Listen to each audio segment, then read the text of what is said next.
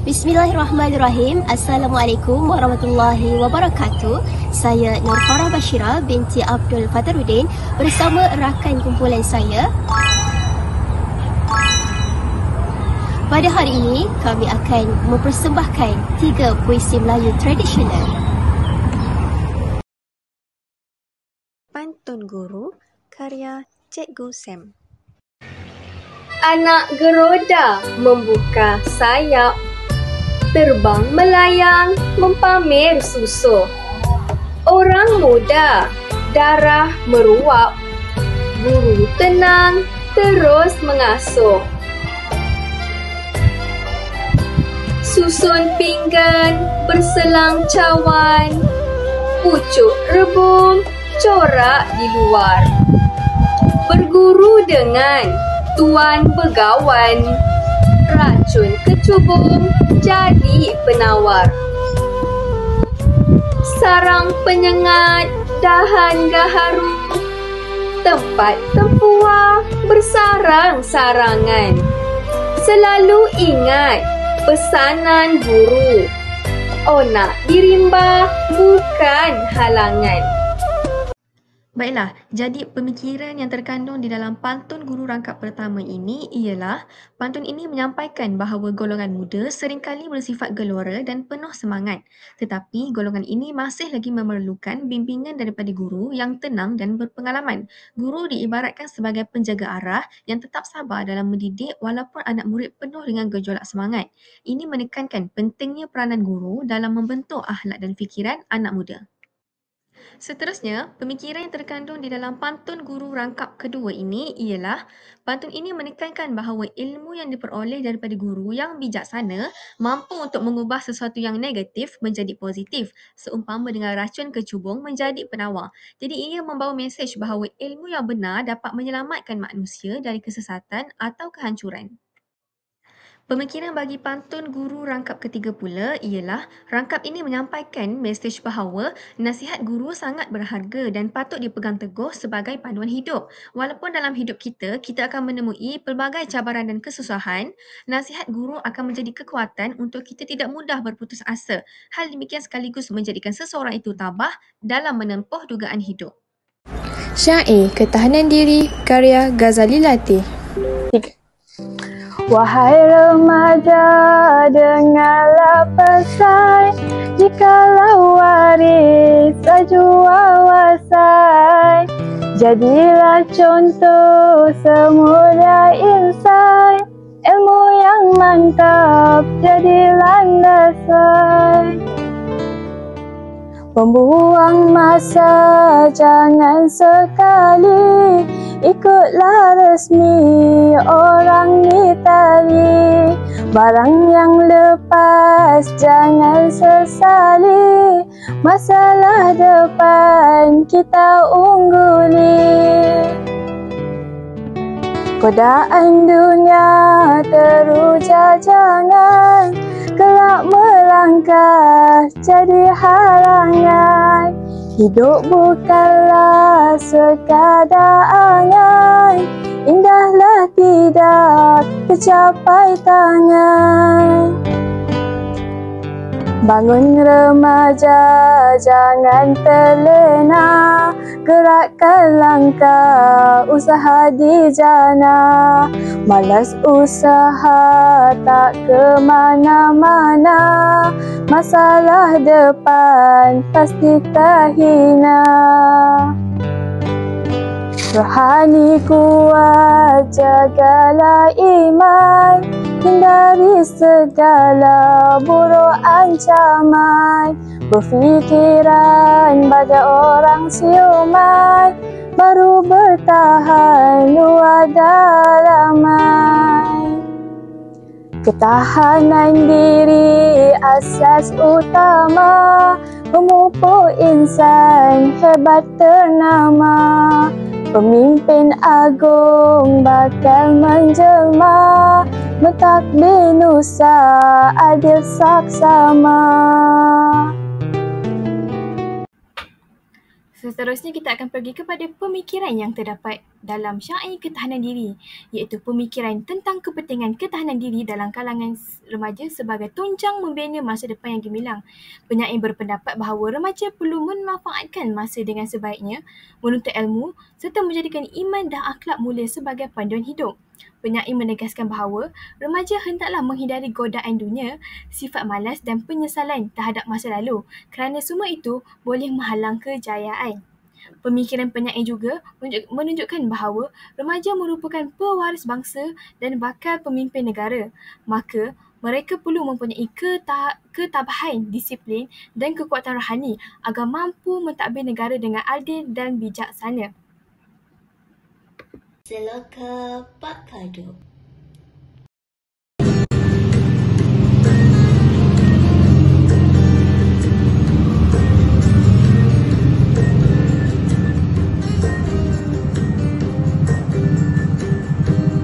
Aduhai malam Pak Kaduk, ayamnya menang kampung tergadai. Ada nasi dicurahkan, awak pulang ke kuburan. Ayu menongkah surut, hilir menongkah pasang. Ada isteri dibunuh, garis mati oleh tak makan. Masa belayar kematian angin, sauh di labuh bayu berpupur. Ada rumah bertandang duduk. Aduhai malam Pak Kaduk.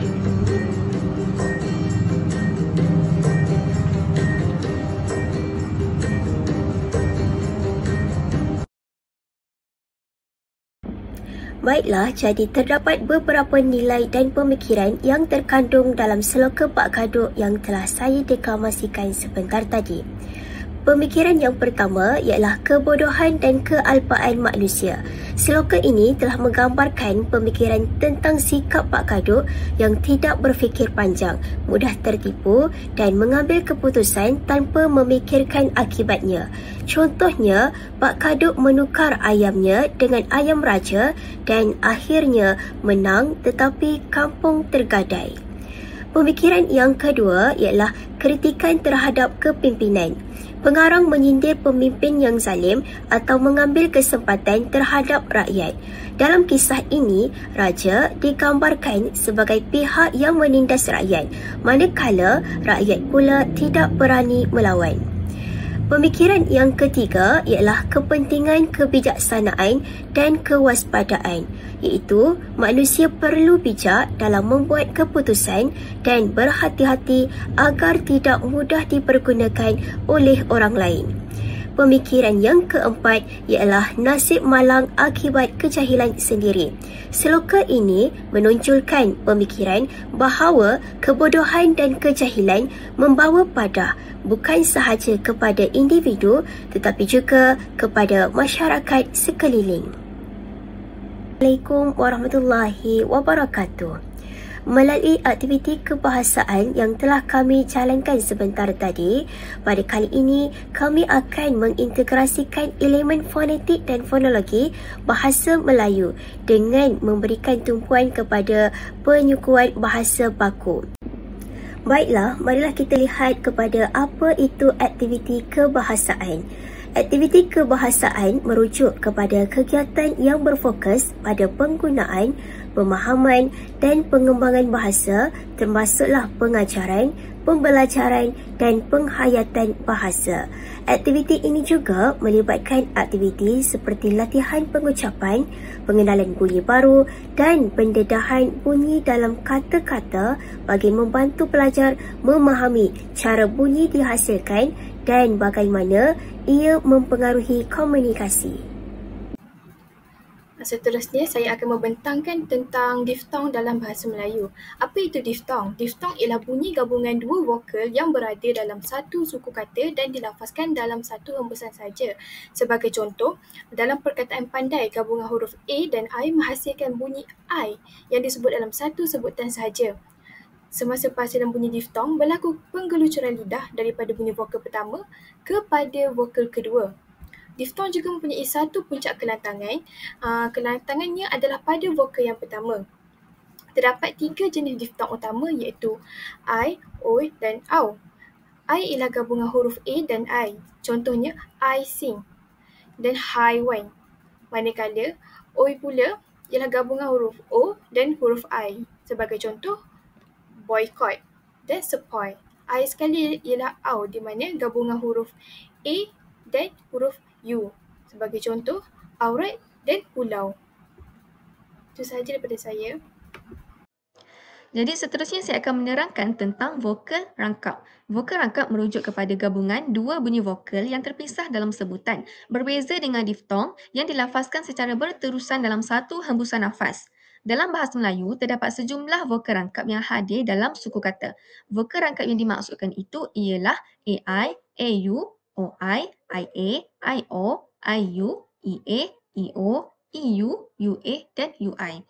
Jadi, beberapa perkataan yang mengandungi vokal rangkap. Sebagai contoh, vokal rangkap AI ialah perkataan cai, AU, raut, OI, heroin, IA, biak, IO, biola, IU, siuman, EA, gia, EO, geografi, EU, neurologi, UA, cuaca, UI, puisi. Baiklah, sekarang kita lihat kepada apa itu kata pinjaman. Kata pinjaman ialah perkataan yang diambil atau dipinjam daripada bahasa lain kemudian digunakan dan disesuaikan dalam bahasa Melayu sama ada dari segi sebutan, ejaan atau makna. Kata pinjaman datang daripada pelbagai bahasa, antaranya ialah bahasa Arab, bahasa Inggeris, bahasa Sanskrit dan banyak lagi. Sebagai contoh yang boleh saya kemukakan ialah kata pinjaman bahasa Inggeris seperti komputer, televisyen dan karbon. Kata pinjaman bahasa Arab pula ialah iman, doa dan ikhlas. Manakala kata pinjaman bahasa Sanskrit iaitu syurga, manusia dan agama.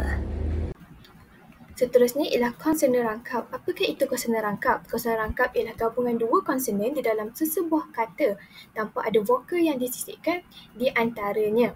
Konsonan rangkap ini disebut serentak dalam satu sebutan atau suku kata. Contoh konsonan rangkap ialah seperti GH, NY, NG, SY dan KH. Contoh bagi GH ialah seperti guide. Untuk contoh bagi NY pula ialah nyanyi.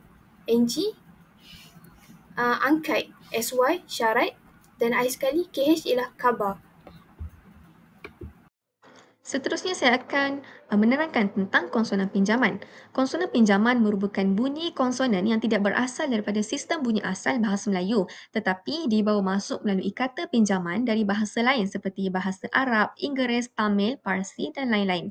Konsonan tersebut hanya terdapat dalam perkataan pinjaman daripada bahasa sumbernya. Sebagai contoh konsonan F, V, Z, Q, SY, KH, DH, GH, TH dan DZ. Contoh perkataan yang mengandungi konsonan pinjaman sebagai contoh konsonan F, fakir, V, novel, Z, zaman, Q, Quran, SY, syarikat, KH, khilaf, DH, duha, GH, gaib, TH, salasa, DZ, zohor. Baiklah, seterusnya saya akan membincangkan tentang elemen-elemen fonetik yang terkandung di dalam 3 buah puisi Melayu tradisional yang telah kami persembahkan sebentar tadi iaitu melibatkan pantun, syair dan juga seloka. Bagi pantun guru tadi, terdapat 3 elemen fonetik yang telah saya kenal pasti iaitu melibatkan vokal rangkap, kata pinjaman dan juga konsonan rangkap. Jadi kita akan lihat dulu dari segi vokal rangkap. Pada rangkap pertama, baris ketiga, ungkapan orang muda, darah meruap. Jadi perkataan meruap itu merupakan perkataan yang mengandungi vokal rangkap. Pada rangkap kedua, baris kedua, pucuk rebung, corak di luar. Jadi itu melibatkan perkataan luar. Pada rangkap kedua, baris ketiga, berguru dengan tuan begawan. Jadi vokal rangkapnya terdapat pada perkataan tuan. Dan yang terakhir pada rangkap ketiga, baris kedua, iaitu ungkapan tempat tempuar, bersarang-sarangan. Jadi perkataan tempuar itu merupakan perkataan mengandungi vokal rangkap. Jadi keempat-empat perkataan ini iaitu meruap, luar, tuan dan tempuar, vokal rangkapnya ialah vokal rangkap UA, di mana penyukuan bagi perkataan meruap ialah meruap. Bagi perkataan luar ialah luar. Bagi perkataan tuan, penyukuannya ialah tuan. Dan bagi perkataan tempuar, penyukuannya ialah tempuar. Seterusnya kita akan lihat pula dari segi kata pinjaman.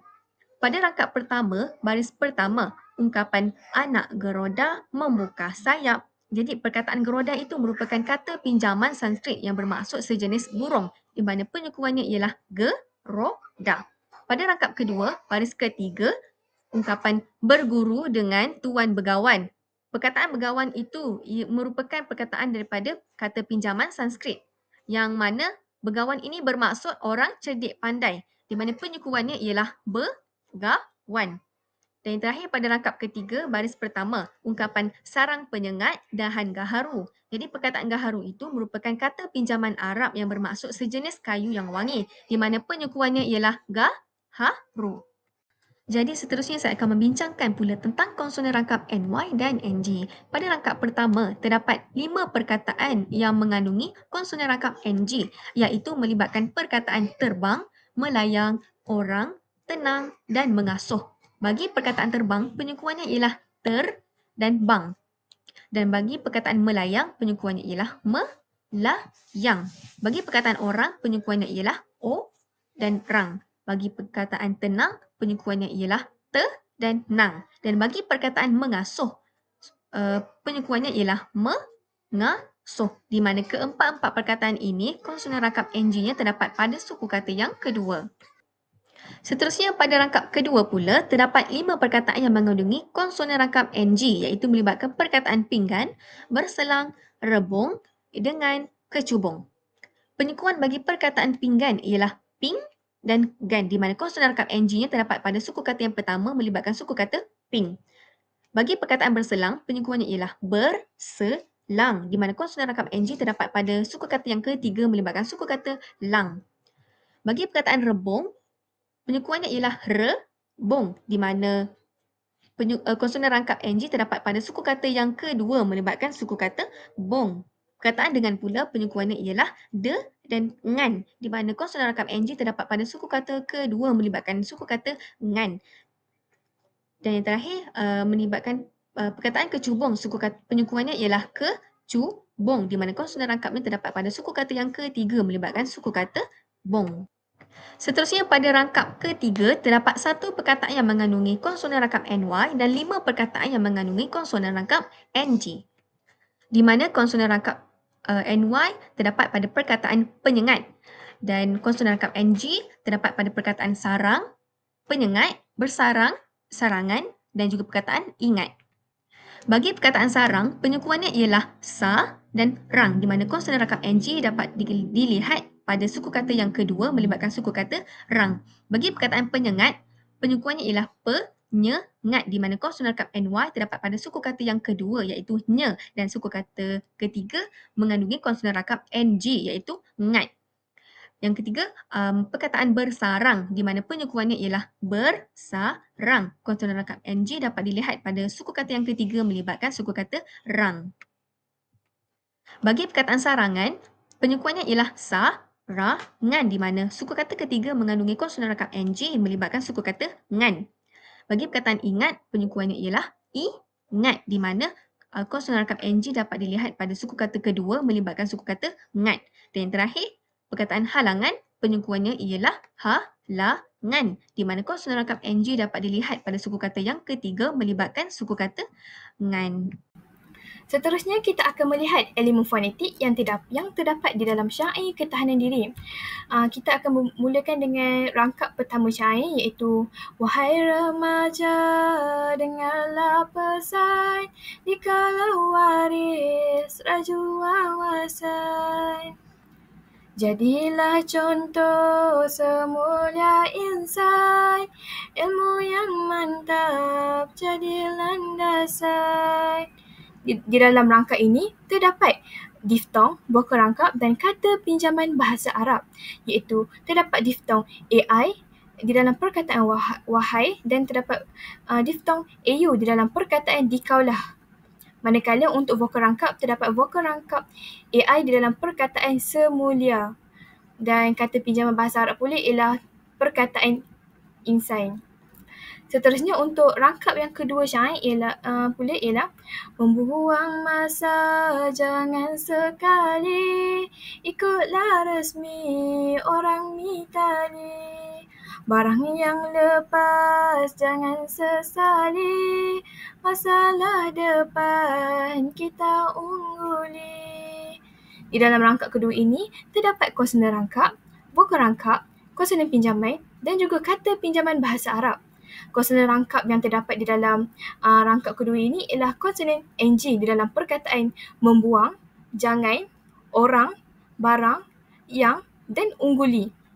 Manakala vokal rangkap yang terdapat di dalam rangkap kedua ini pula ialah vokal UA, iaitu di dalam perkataan membuang. Seterusnya, konsonan pinjaman yang terdapat dalam rangkap kedua pula ialah di dalam perkataan mitali, iaitu konsonan TH. Akhir sekali ialah kata pinjaman bahasa Arab, iaitu perkataan mitali. Seterusnya, untuk rangkap ketiga syair, iaitu godaan dunia teruja jangan, kelak melangkah jadi halangan. Hidup bukanlah sekadar angan, indahlah tidak tercapai tangan.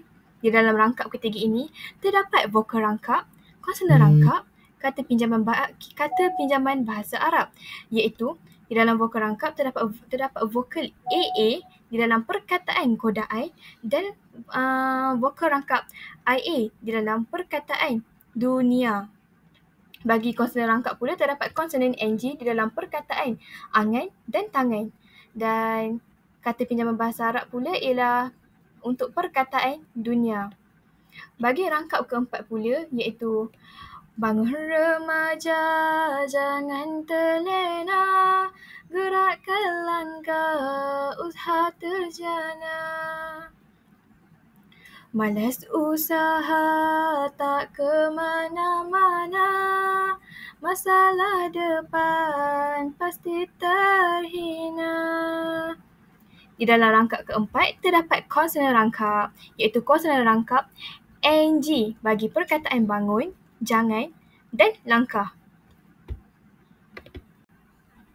Bagi rangkap kelima pula iaitu rohani kuat, jagalah iman, hindari segala buruk ancaman, berfikir bagai orang siuman, baru bertahan luar dalaman. Di dalam rangkap kelima ini terdapat kata pinjaman bahasa Arab, vokal rangkap, konsonan rangkap dan juga diftong. Di dalam kata pinjaman bahasa Arab yang terdapat di dalam rangkap ini ialah rohani, iman dan fikir. Seterusnya, vokal rangkap yang terdapat di dalam rangkap ini pula ialah UA bagi perkataan kuat dan IU bagi perkataan siuman. Konsonan rangkap pula ialah konsonan NG bagi perkataan orang dan seterusnya diftong pula ialah diftong AI di dalam perkataan bagai.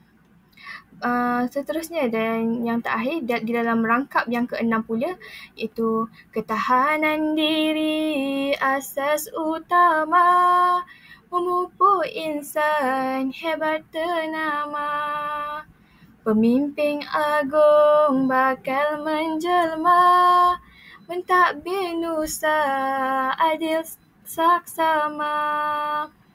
Di dalam rangkap keenam ini terdapat kata pinjaman bahasa Arab iaitu insan dan adil dan terdapat kata pinjaman bahasa Sanskrit iaitu saksama. Baiklah, sekarang kita akan lihat elemen fonetik yang terdapat dalam Seloka Pak Kaduk. Pada rangkap pertama iaitu aduhai malang Pak Kado, ayamnya menang kampung tergadai, ada nasi dicurahkan, awak pulang ke buluran.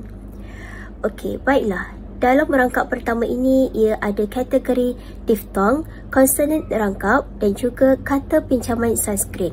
Hal ini dapat dilihat menerusi perkataan aduhai iaitu AI yang mengandungi diftong. Manakala pada perkataan malang, ayamnya, menang dan kampung mengandungi konsonan rangkap iaitu NG dan NY. Manakala perkataan kampung itu pula mewakili kata pinjaman Sanskrit. Seterusnya kita akan lihat kepada rangkap kedua seloka Pak Kado iaitu ai mudik menongkah surut, hilir menongkah pasang, ada isteri dibunuh, nyaris mati oleh tak makan. Okey, baiklah. Dalam kategori rangkap kedua ini, adanya kategori konsonan rangkap dan juga kata pinjaman Sanskrit. Iaitu, kita dapat lihat pada perkataan menongkah, pasang dan nyaris mewakili konsonan rangkap yang mengandungi konsonan NG dan juga NY. Dan manakala bagi perkataan isteri itu pula mewakili kepada kategori kata pinjaman Sanskrit. Seterusnya rangkap ketiga iaitu rangkap terakhir bagi seloka Pak Kado iaitu masa belayar kematian angin, sauh di labuh bayu berpuput, ada rumah bertandang duduk, aduhai malang Pak Kado. Okey, dalam rangkap yang ketiga ini adanya kategori vokal rangkap, konsonan rangkap, diftong dan juga kata pinjaman bahasa Arab. Okey, sebagai contoh bagi vokal rangkap iaitu pada perkataan kematian dan juga sauh iaitu perkataan IA kematian dan juga sauh AU iaitu vokal rangkap. Manakala bagi konsonan rangkap pula iaitu NG dan NY dapat dilihat pada perkataan angin iaitu NG dan bertandang NG dan juga malang NG. Okey. Manakala bagi kategori diftong pula iaitu pada perkataan aduhai AI. Okey. Dan akhir sekali ialah kategori kata pinjaman bahasa Arab iaitu perkataan sauh. Jadi kesimpulannya, integrasi fonetik dan fonologi dalam aktiviti kebahasaan adalah penting untuk memastikan sebutan yang betul, jelas dan mengikut sebutan baku. Ia membantu penutur untuk memahami cara menghasilkan bunyi dengan tepat serta mengetahui fungsi dan aturan bunyi dalam bahasa. Melalui aktiviti kebahasaan seperti deklamasi syair, soloka dan pantun, pelajar dapat mengaplikasikan teori ini secara praktikal, seterusnya meningkatkan kecekapan berbahasa dan komunikasi yang berkesan.